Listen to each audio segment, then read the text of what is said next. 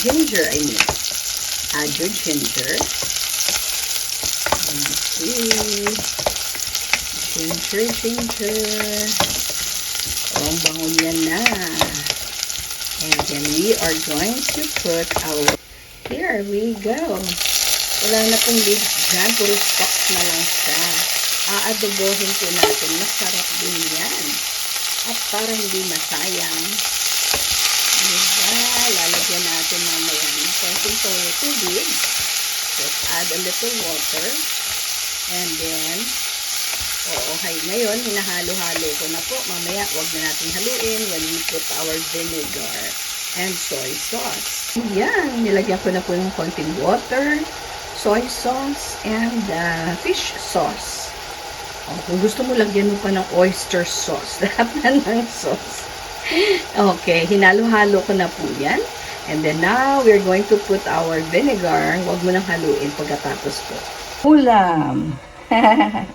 Adobong kangkong. Stalks lang siya, guys. Don't forget na wala na tayong leaves dyan dahil ginawa na po natin kangkong fries. Ay, hindi. Ano ba? Tama. Kangkong chips pala.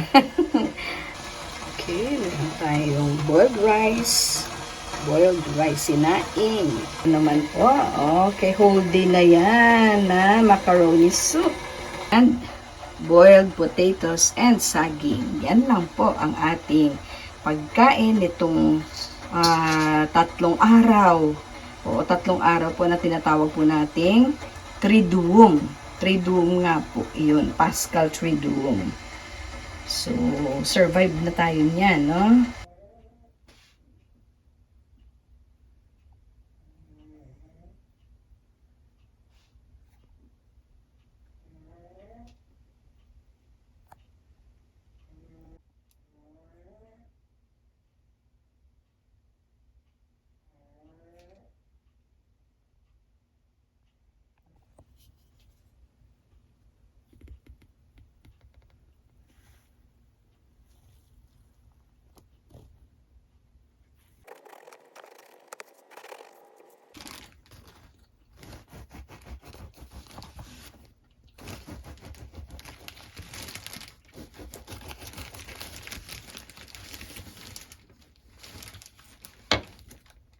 Hello guys, so we have here mung beans or munggo.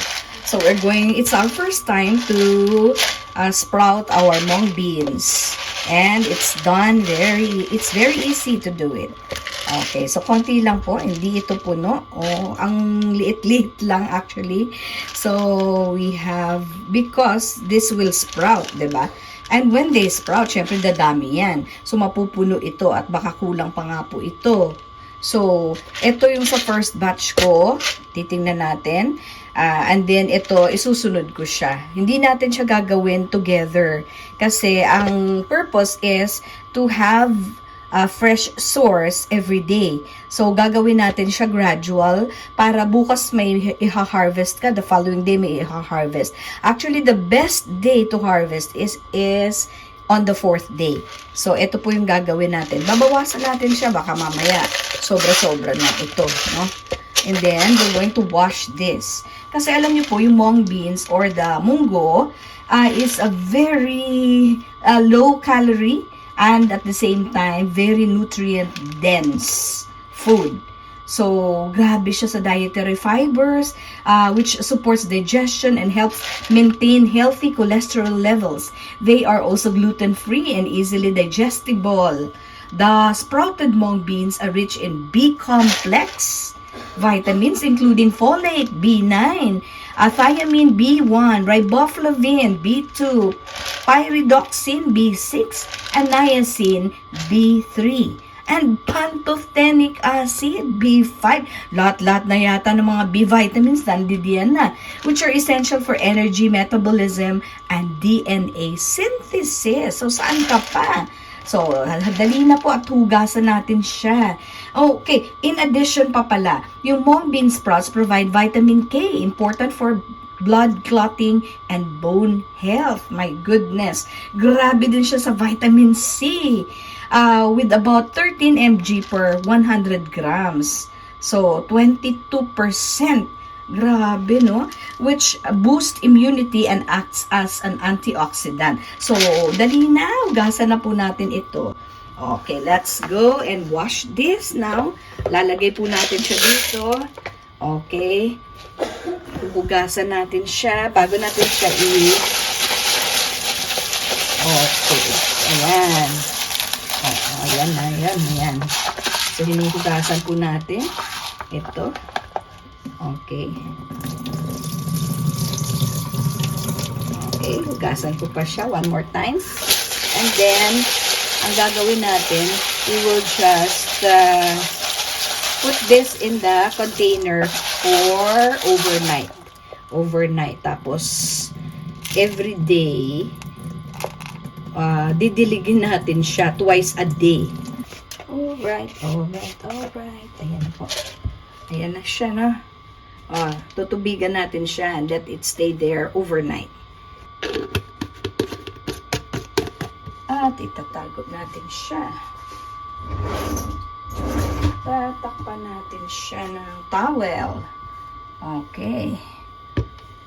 Ayan.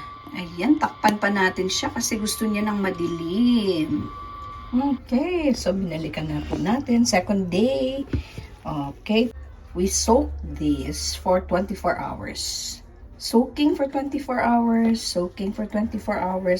Now, we're going to throw the water and change. Ayan. Ito niyo po, nagbuka-buka na sila. That's day 1. And now, we're going to rinse this. So, twice a day rinsing. Okay, let's go. We're going to put this here in mineral water for rinsing.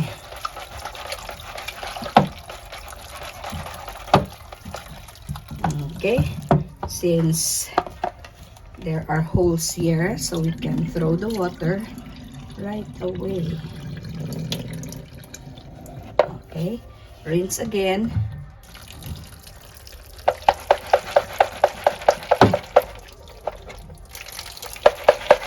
Again. Okay, and that's it. After rinsing, we're going to let the water flow. Okay, so transfer here. Okay, and let your mung beans separate like that. Okay, to allow them to sprout. And we're going to cover that once more with our towel.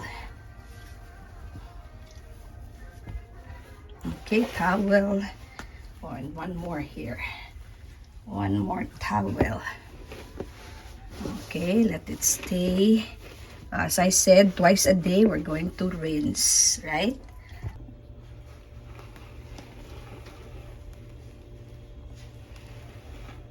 Look at my sprout.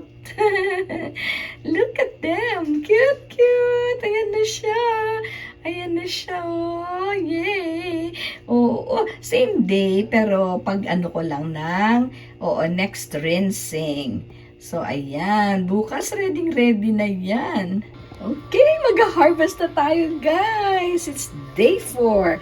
Pero sa totoo lang, pangatlong araw siya. So, in reality, parang ano siya sa resurrection. Let's see. Ito yung pagkain at tanim na pinakamabilis i-harvest. Ready? 1, 2, 3, reveal! Ayan na po ang ating, wow! Oh, grabe siya, oh. Siyempre, maba na yan siya. Ayan, and ready to stir fry. Pwede natin siyang gawing lumpia. 'Di ba? Lumpia, maglulumpia tayo. Gagawa tayo ng fresh wrapper. Ayan. So, konti lang siya kasi trial pa lang natin 'to. Pero napakaganda, 'di ba? So, pwede natin siyang i-rinse ulit. Oh, and iluluto na. Ang ganda, oh. Wow! Napaka masustansya po. The onions are well caramelized. And so, let's put in our other vegetables. Oo. Nagtabi ako ng konting cabbage kanina. Dahil sabi ko, mas maganda yung may ibang ano pa. Oo, may iba namang makikita. Aside from the mung bean, sprout. Ayan. Wow. Grabe, no? Okay. Ayan. At stir fry na siya. So, crunchy daw ito. Ay, ang bango niya. Very crunchy and very nutritious yan, guys. So, we are going to prepare our lumpia wrapper after this. After frying, after stir frying, I mean. So, ayan. Or munggo sprout. Total, 3 days din lang naman. 3 to 4 days, no? Ayan. So, lagyan ko na muna ng pampalasa, guys. Tayo ng konti para sa pagmasa natin mamaya. So, ito lang yung ating hahaluin. Okay. Haluan na natin siya ng konting water and salt. A pinch of salt. Tapos ito lang ang ating just a pinch of salt. And halu-haluin mo siya. Halu-haluin mo siya. And lalagyan na natin siya ng tubig. Unti-unti. Unti-unti. Unti-unti.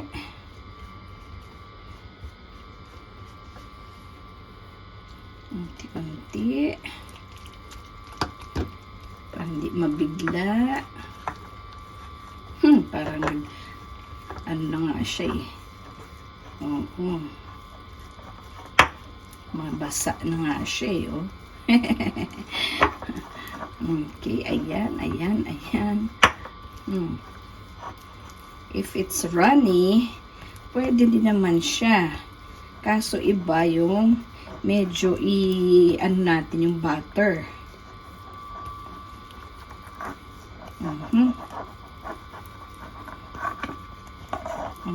Buti na lang, guys, meron pa akong all-purpose flour. Ayan, dadagdagan natin yan, ha? Hanggang sa tama lang siya imasa. Yan, guys, maglalabas tayo ng maglalagay tayo dito para hindi dumikit. Pati yung ating kamay. Ganon din ang gagawin natin, no? Ito na. Ginamitan ko na nga ng kutsara kasi parang ayoko ang feel. Ayan na siya, oh. Oh, ha. So, let's see. Oh, dagdagan pa natin siya para mag-dry pa. Okay, ayan, oh. Ayan, oh. Para tama lang, sakto lang siya. Okay.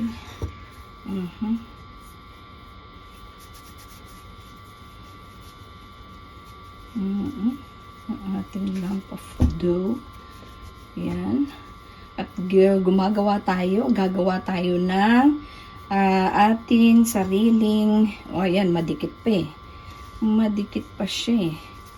Sarili natin siya. Ayan o. Okay. Gagawa tayo ng sarili nating wrapper. Lumpia wrapper.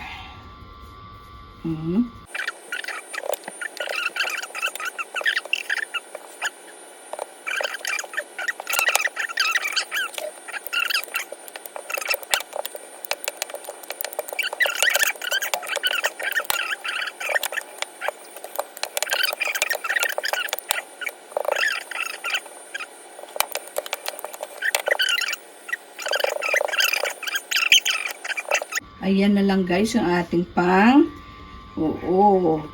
dough cutter.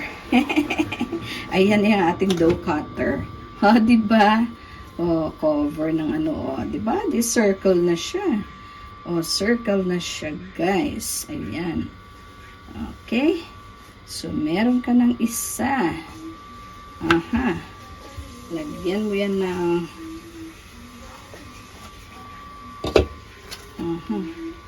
para hindi dumikit. Kasi napakadikit-dikit niya. Aha. Okay.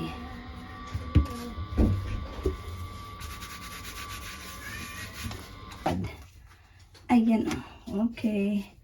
Sa mas malapad. Yan na. May isa na tayo.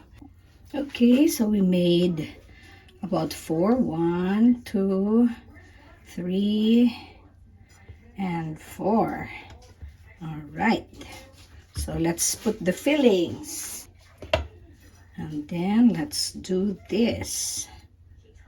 Okay.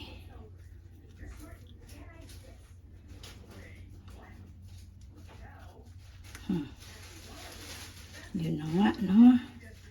Tapos, itutupi natin dito sa gilid. And then, i-roll natin siya. Rolling, rolling down the deep. Rolling, rolling down the deep. There you go. And ready to fry that. Okay. So, lagyan natin ng konting tubig dito para ma-seal natin siya. Okay. Then, let's go to the next one.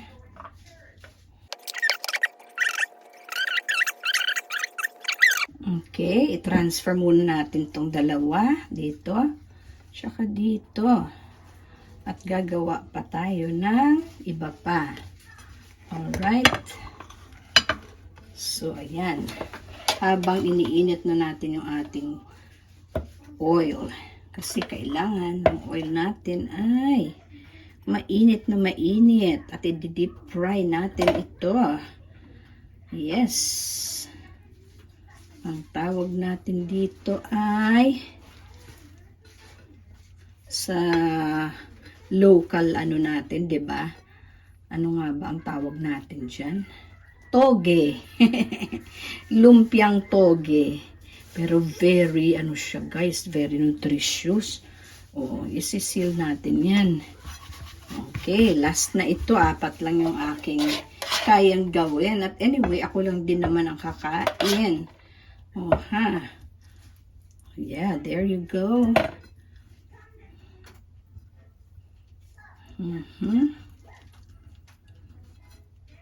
Yung ating lumpia wrapper ay medyo makakapal lang siya. Pero di bale, basta importante mayroon tayong wrapper. Oh, isi-seal. And there you go. So, 4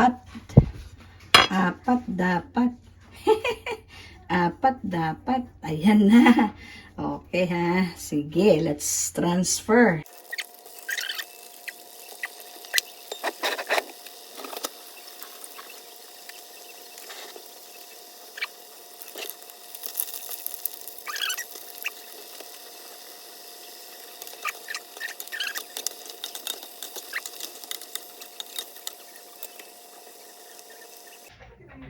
Wow. That's our spring. Ang tawag dito, lumpia. Lumpiang toge.